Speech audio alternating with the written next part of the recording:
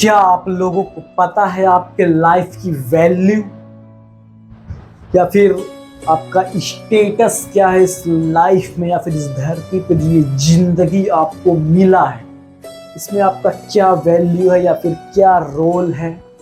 आपने कईयों को देखा होगा, किसी से बहुत अच्छे से बात करता है तो किसी से बहुत बुरे तरीके से बात करता है। तो ऐसा क्यों? कि अंतर एक बात मैं बताता हूँ। एक लड़का एक मार्केट में था, वो एक चीज को बहुत ज्यादा गौर से देख रहा था। क्या देख रहा था? एक लड़का एक मिठाई की दुकान थी, उसे बहुत गौर से देख रहा था। एक रिक्शा वाला आया, मिठाई लेकर के गया, चले गया। सेकेंड टाइम एक लंबी गाड़ी में एक बहुत ही रईस व्यक्ति आया, वो गाड़ी आया वहां दुकान के आगे, बल्कि उसका ड्राइवर उतरा उस गाड़ी से, सेम मिठाई उसके दुकान से लिया, वो भी चला गया। वो लड़का इस चीज को बहुत देर से और गौर से देखा, उसे कुछ समझ में आया नहीं कि ऐसा क्यों। वो दौड़ के गया अपने गुरुजी के पास। गुरुजी से पूछता है, वो अपनी बात बताई पहले कि मैंने आज मार्केट में देखा एक रिक्शा वाला एक मिठाई दुकान पे आया, वही मिठाई उससे लेकर के उसी पैसे में उससे लेकर के गया। और सेकेंड टाइम जी एक लंबी गाड़ी वाला व्यक्ति आया, और बल्कि वो व्यक्ति उस गाड़ी से उतरा तक नहीं, उसका ड्राइवर उतरा, जाके वही मिठाई लिया, उसी प्राइस में लिया और वहां से वो भी गया। लेकिन उस मिठाई वाले का दोनों से बात करने का तरीका बहुत ही अलग था। उस जो रिक्शे वाले से उसके बात करने का तरीका और उस ड्राइवर से बात करने का, जबकि मुझे लगता उस ड्राइवर जिसकी खुद की गाड़ी भी नहीं है अपनी, वो दूसरे के यहाँ ड्राइवरी नौकरी कर रहा है, उसकी खुद की गाड़ी भी नहीं है, फिर भी उससे काफी अच्छी तरीके से बात किया। और रिक्शा वाला कम से कम उसका खुद का रिक्शा है, वो उस रिक्शे का ऑनर है कम से कम, वो भी उसके यहाँ मिठाई लिया, उतना ही पैसा वो भी दिया, लेकिन उससे बहुत रूड तरीके से बात करेंगे, उतना उसे वैल्यू सेल उसके उतना वैल्यू उसका नहीं दिया रिक्शे वाले का, जितना वो उस कार के ड्राइवर का दिया। मालिक तो खैर उतरा ही नहीं गाड़ी से, उस कार के ड्राइवर का जितना वैल्यू दिया उतना उस रिक्शे वाले का वैल्यू नहीं दिया। तो ऐसा क्यों? मुझे ये समझ में नहीं आया, ऐसा क्यों? क्या अंतर है इस दोनों में? उस कार के मालिक को तो छोड़ ही दो, ऐसा इस दोनों में क्या डिफरेंस हो गया? तो उसके गुरुजी ने सोचा, अच्छा चलो ठीक है, मैं तुम्हें समझाता हूँ।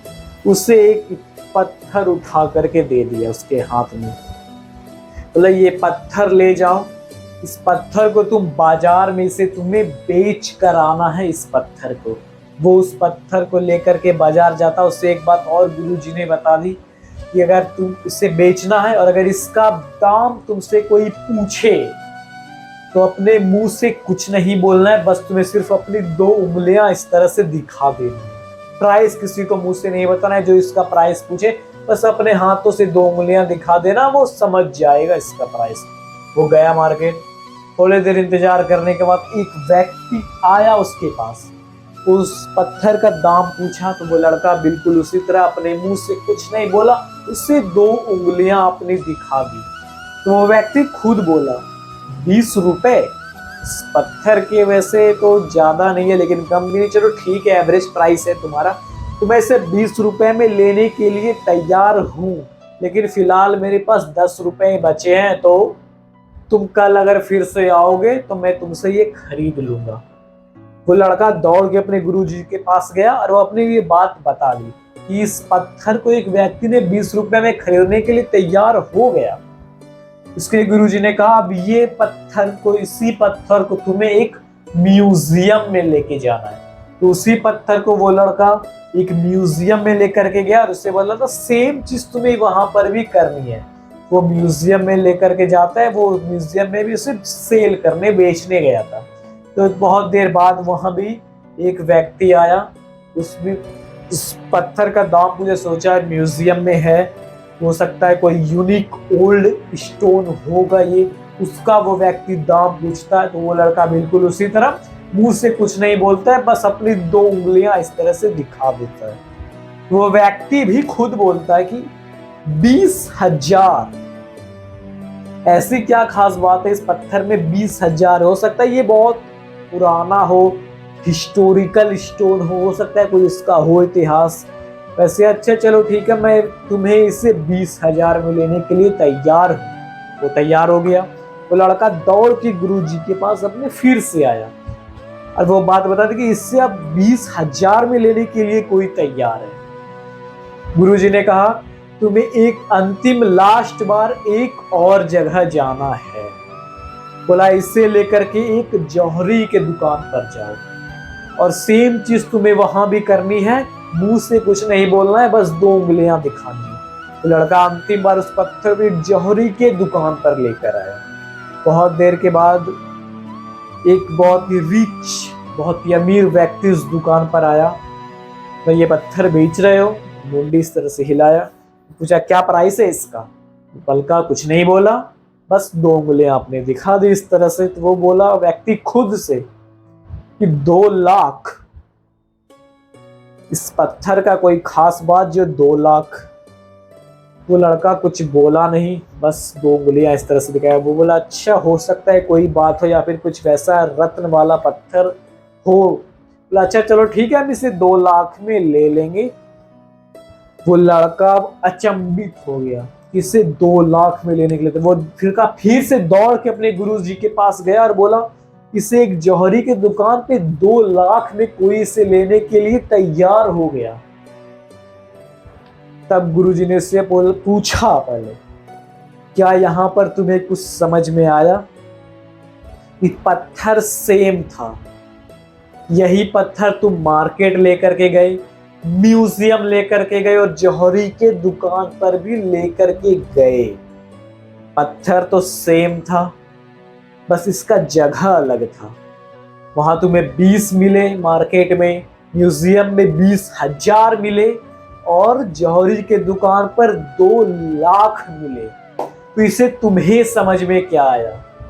क्या पत्थर में कोई चेंजिंग या फिर बेचने वाले में कोई चेंजिंग? पत्थर भी वही था और बेचने वाला व्यक्ति भी वही था, लेकिन जगह अलग था।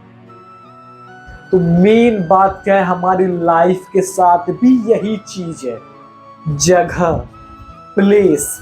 हम कैसे जगह पर रहते हैं। वही सेम पत्थर मार्केट में 20, फिर 20,000, फिर 2 लाख। तो कीमत उस बेचने वाले व्यक्ति की नहीं या फिर कीमत उस पत्थर की भी नहीं। कोई पत्थर, वो पत्थर जमीन से उठा करके दिया था, कीमत उस पत्थर की भी कुछ नहीं। कीमत किसकी है? तो जगह की है।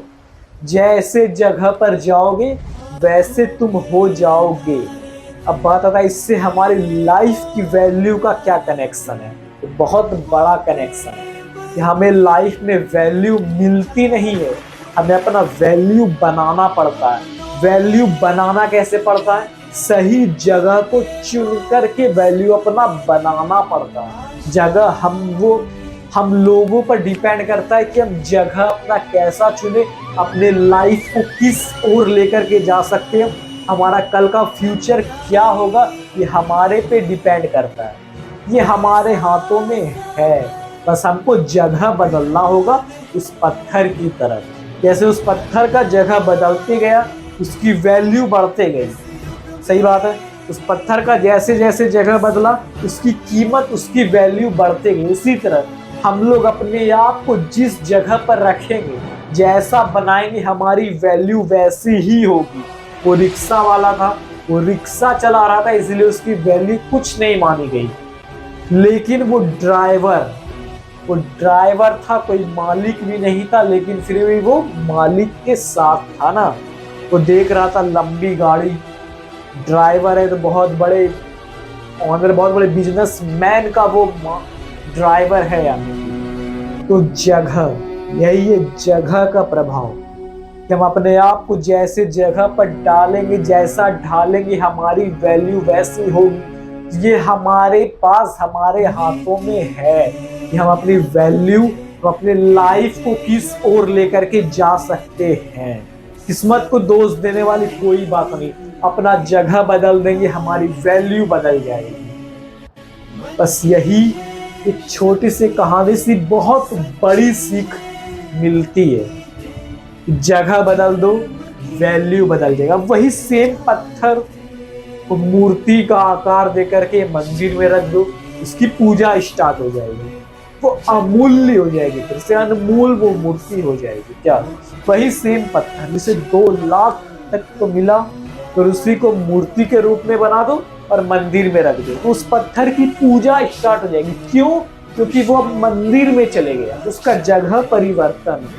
तो जगह परिवर्तन बहुत बड़ा मायने रखता है हमारे जिंदगी को वैल्यूएबल बनाने में और उससे नई ऊंचाइयों पर लेकर जाने में। वैसे इस छोटी सी कहानी का मुझ पर भी बहुत बड़ा असर हुआ है, और असर क्या हुआ है और उसका परिणाम क्या होगा तो धीरे धीरे सबों को पता चलेगा। तो ठीक है, अपनी वैल्यू, लाइफ की वैल्यू अगर बढ़ाना है तो अपने जगह को बदल दे। अगर सही जगह पर हो तो बहुत अच्छी बात है, नहीं तो अपने जगह को बदलो, क्योंकि जगह बदलेगा तो हमारा रहन सहन बदलेगा। जैसा देश वैसा भेष, ये कहावत तो सुनी होगी, तो बस वही समझ लो। तो बस आज के लिए इतना। इस छोटी सी कहानी से बहुत बड़ी सीख मिली, हमको भी मिली, उम्मीद करता हूं आप लोगों को भी मिलेगी। फिर मिलेंगे नए इंटरेस्टिंग स्टोरी के साथ, मोटिवेशनल स्टोरी के साथ, लाइफ चेंजिंग स्टोरी के साथ, बहुत ही धमाकेदार तरीके से। तो बने रहिए मेरे साथ, और आप लोगों का धन्यवाद।